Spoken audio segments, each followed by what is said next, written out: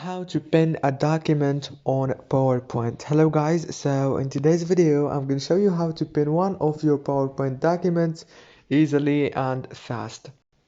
So first thing, go to PowerPoint. As you can see, this is the home page. Now choose the document that you want to pin. For example, I'm going to choose this one right here. Or what you have to do is simple, click on those three dots right here and now click on pin to list. Very easy and fast, as you can see. Now if you want to unpin, just click on it again right like this and click unpin from list. If this video was helpful, please don't forget to like and subscribe, and thank you so much for watching this video until the end. See you later.